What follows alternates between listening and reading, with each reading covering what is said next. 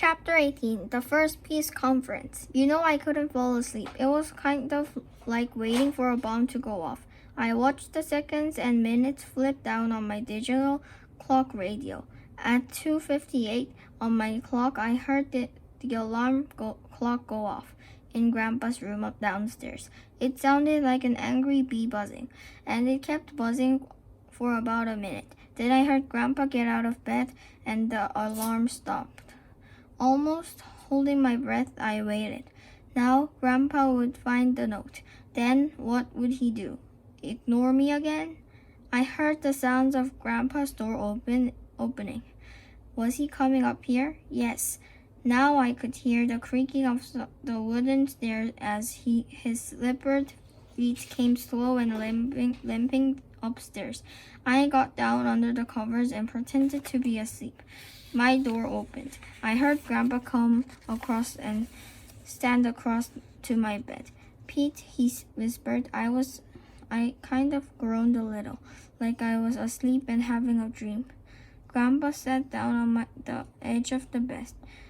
I felt his hand on my shoulder, shaking me gently. Pete, come on, boy. I know you're not sleeping. What? I said, like I was just coming awake. Grandpa, is that you? Grandpa reached over and snapped my reading lamp. I shielded my eyes against the sudden glare. Grandpa's white hair was all mussed and he looked very angry. Do you know what time it is? He asked. Nighttime. The middle of the night, he said. Mr. Secret Warrior, it's not funny, Pete. I don't like someone playing tricks on me this way, especially not my own grandson. It's not a trick, I said. It's a war. Grandpa shook his head. Stuff and nonsense is what it is. You don't go to war against kin. You have to have an enemy to have a war, and I'm certainly not your enemy. You got my declaration of war, I said. Why didn't you say anything about it? I was kind of thinking it was a joke, Grandpa said. It's no joke, I said. You took something of mine and I want it back. I didn't take anything, Grandpa said. Your parents gave me your room, Pete. You've still got it, haven't you? I said. A funny look crossed Grandpa's face. By God, he said, you look like your face was just like your mother when she was a kid. I hope you're not as stubborn as she was. She was a holy terror when she didn't get her way. I'm more stubborn, I said, especially when I'm right. Grandpa sighed and stared at me for a minute. Then he slowly got to his feet. Go back to sleep, he said. We'll talk about this tomorrow, which is almost here. He walked to the door. Grandpa, I called after him, and he stopped in the doorway. I love you, I said, which made him smile. But the war is still on. Chapter 20, A Slippery Customer. What I did was steal Grandpa's slippers. After dinner, on my way upstairs, I just stopped by my old room and took Grandpa's slippers from the bottom of the closet. I left a little note too. This one was written in magic marker on a sheet of notepaper. It says, I will not be defeated, but you will, the secret warrior. I had thought of doing some other tricky things to Grandpa, like putting a frog in his bed or a gerbil. But then I thought maybe the surprise will really get him scared and maybe even get him a heart attack. Then that can happen to people, you know, especially old people. They get a really nasty shock and bingo, heart attack city. I was at war with Grandpa, but I didn't want to kill him. I went to bed thinking about all of that. But before I fell asleep, I heard footsteps coming up the stairs. Real slow and limpy footsteps. Grandpa came in and snapped the overhead lights on. Okay, he said gruffly. Where are my slippers? What slippers? I said. The ones you stole, Petey boy. Before I could answer, he went over to my closet and opened it. There were his slippers in plain sight, right where yours truly was dumb enough to leave them. My, what have we here? Grandpa said. Looks like somebody's slippers. He picked them up and looked at me, shaking his head a little like he was disappointed. Are we finished with all the sneaky tricks now? He asked. I didn't answer. You think you're the one slippery customers, don't you? He said. Lots of tricks. Not tricks, I said. Oh no? What do you call stealing my slippers then? Guerrilla warfare. Grandpa looked at me, then began to laugh. That really annoyed me. Here I was standing in the middle of a war and my enemy was laughing at me. I don't think it's so funny, I said. Funnier than you think, Grandpa said. Guerrilla warfare, ha. Monkey shines would be more like it. You've got your slippers, I said. You can go now. Petey, we've got to get this settled between us. Tomorrow, maybe. You go to sleep now, okay? But tomorrow we talk.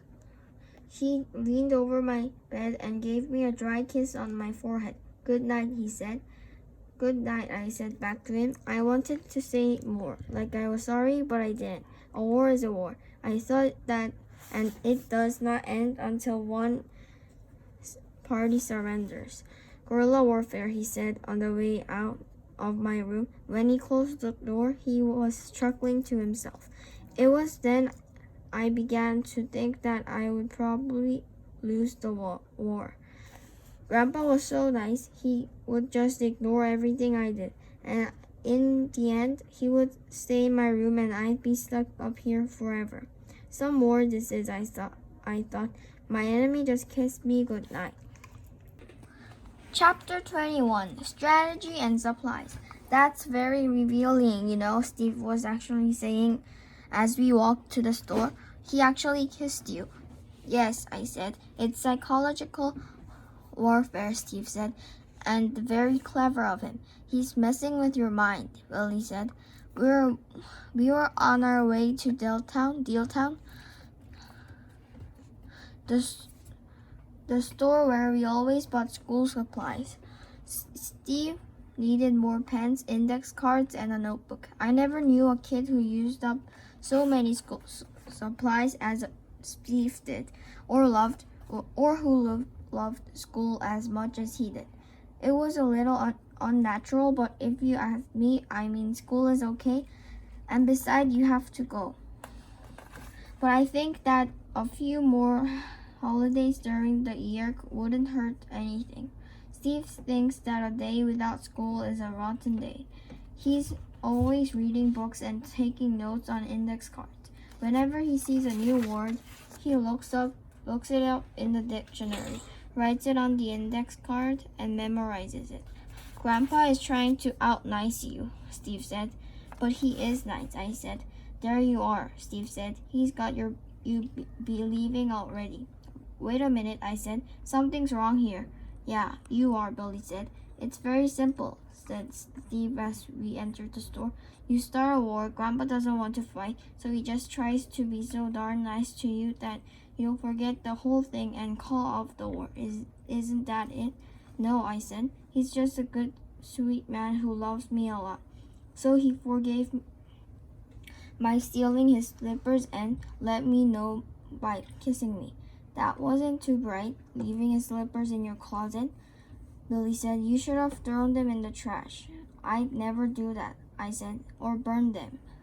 Billy added. You can't burn slippers, I said. Positively Machiavellian, Steve said. He picked up a shopping basket. What's what did you say? Billy said. Machiavelli. He was this old Italian prince, Steve said. He figured out all the moves you can make on an enemy a long time ago. I'll bet your grandpa knows a lot about him. Steve put a spiral-bound notepad and a pack of index cards into the basket. He's not that way, I protested. Grandpa is just a great guy, that's all. Steve gave me one of those all-knowing looks of his, as if he were talking to a bird brain. Never underestimate your enemy, he said. I have to say this about my friend Steve. Sometimes for a guy who is a great brain and all, he can be very dumb. So what are you gonna do next? Billy asked. Probably nothing, Steve said. You're both wrong, I said. I'll do something. I still want my room back. Can you put a lock on the door so he can't get in? Billy wanted to know. No, I said. Steve took a 10-pack of ballpoint pens and put it into his basket. I'll tell you what I think, he said. I think the war is over and you've lost. Chapter 22, Slapshot. When I came out on the porch after lunch, Grandpa was waiting. Let's minder, he said to me. I figure we have some talking to do. What about your leg? Well, Grandpa said, it's still attached to my body. I mean, doesn't it hurt when you walk on it a lot? Petey, he said, it hurts when I walk and also when I don't walk. So maybe I ought to get some exercise and the heck with my leg. We began to walk towards Beverly Road, the shopping street a few blocks away. Is this a flag of truce? I asked. There you go with that war business again. Grandpa said, forget that. I'm not forgetting, I said. I declared war on you, and I mean it. Pish-tosh. Grandpa said, I didn't know what that meant exactly, but I kind of got the idea. This wasn't a war, he said. This isn't a war, he said. It's a disagreement, maybe even a dispute. And what you're doing is starting a family feud. It is too a war, I insisted. You moved and took over my territory, didn't you? Isn't that what wars are about? No, said Grandpa. Wars are about power and greed. And getting back what's yours, I said. His eyes seemed too hard and cold when they looked at me. So you think war is perfectly okay? He said. Is that about it? Sometimes. Like when? When you have to stick up for your rights, I said. Grandpa's mouth made a thin line as he shook his head. That's wrong, Petey. There are lots of ways of settling arguments without going to war. Peaceful ways. I tried that with my parents. It didn't work. That's why I had to go to war with you. Wrong, Grandpa said. Not wrong, I said back to him. You took my room. Listen, Pete, Grandpa said slowly. The only time you have to fight a war is when someone attacks you. Then and only then. You have a right to defend yourself. You got that? I thought about that for more than a second. Wasn't I attacked? I said. Didn't they yank me out of my room and shove me away upstairs like I was some old chair or something? Grandpa sighed and looked away for a minute. I could see he was upset. It's just like Risk, I said. Someone invades your territory, you zap them. I felt Grandpa's bony hand on my arm. War is no game, Petey, he said. Only kids and fools and generals think that. You're my enemy, I said in a loud voice, and I want what's mine. I shook his hand off my arm. You marched in here like an army and kicked me out of whack. Grandpa's right hand came whipping out of nowhere and slapped me hard across my cheek. I was so shocked and surprised I couldn't say anything. My cheek felt hot and burning. It hurt. Why do you hit me? I said. I had tears in my eyes, but I didn't cry. War hurts, Grandpa said.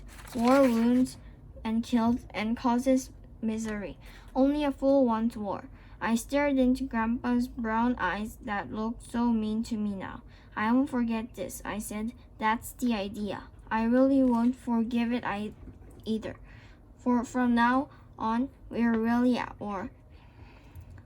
I turned away and started back to the house, walking as fast as I could. I left Grandpa on the street, calling my name.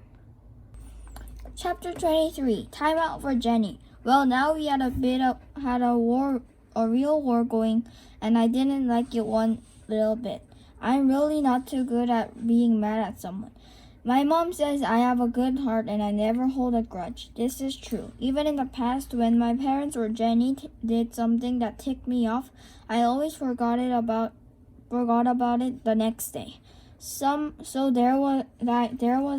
was at dinner that night, sitting across from Grandpa.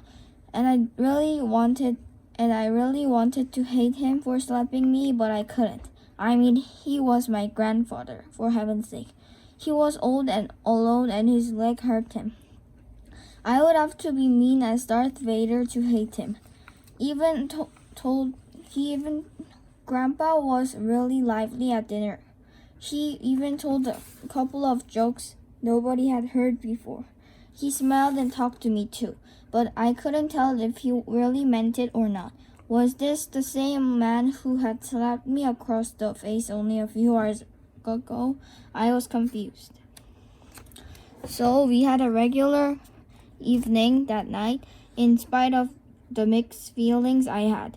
After dinner, we settled down in the living room.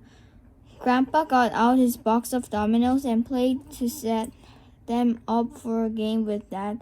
Jenny disappeared for a few minutes, then came marching down the steps from her room wearing her tutu. In case you have never heard that word before, which I never did until Mom bought her one, let me tell you about a tutu.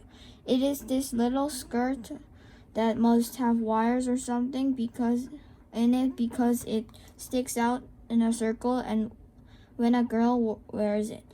Jenny's was pink. How she got it was by being obnoxious because Mom didn't want to buy it for her. Not until she had more than 1 year of ballet lessons. But Jenny is very different from me. I'm not the kind of person who would have waited for a year, just like Mom said. Not Jenny. She went on the campaign for a tutu that was disgusting. She talked about it morning, noon, and night. She cried when she had to go for ballet lessons. She told Mom that all the girls had a tutu, which was a lie, of course. She even threw herself down on the floor and had a tantrum. I mean, she kicked her heels on the floor and yelled her head up until Mom finally made her quit. When that didn't succeed, Jenny went to work on Dad. She got him alone at all different times, climbed up on his lap, and smothered him with kisses like a puppy licking your face. She just kept sweet-talking Dad and being lovely, so lovey-dovey to him. It could make you sick, so what happened was Dad spoke to Mom, and Jenny got her tutu, and it wasn't even Christmas or her birthday. Then Jenny went to the stereo and put on the record of the Dance of the Hours. Ladies and gentlemen, she announced, like she was on stage, presenting the world's most beautiful ballerina, Miss Jennifer Stokes. Then she let the record begin, which we had heard maybe 4 zillion times already. But Mom and Dad and Grandpa, especially Grandpa, sat back and applauded like they had never seen Jenny dance before. What she did was jump around on her toes a lot. Every once in a while, she stretched her arms way up over her head like she was trying to reach a shelf in her closet. Sometimes she kind of stood around on one foot with the other trailing off behind her, posing that way. She looked like a small stork or a large chicken.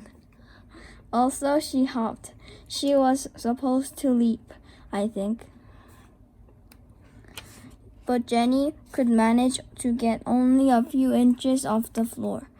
At the end, she scrunched herself into a bundle on her knees, then lifted her arms and smiled as the music ended. Well, of course, the grown-ups went bananas, and when she finished, "Bravo!" Dad shouted as they all applauded. I noticed he didn't shout encore. I applauded too, mostly to be polite. Sometimes it's very hard to be an older brother.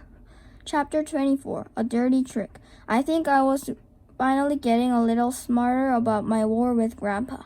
Perhaps I had been following the advice of friends too much, and maybe I had been telling them too much about what was going on. Blabbing my head off would be more like it. So when Steve and Billy came by to play Monopoly at my house, I didn't tell them anything about the slap in the face from Grandpa.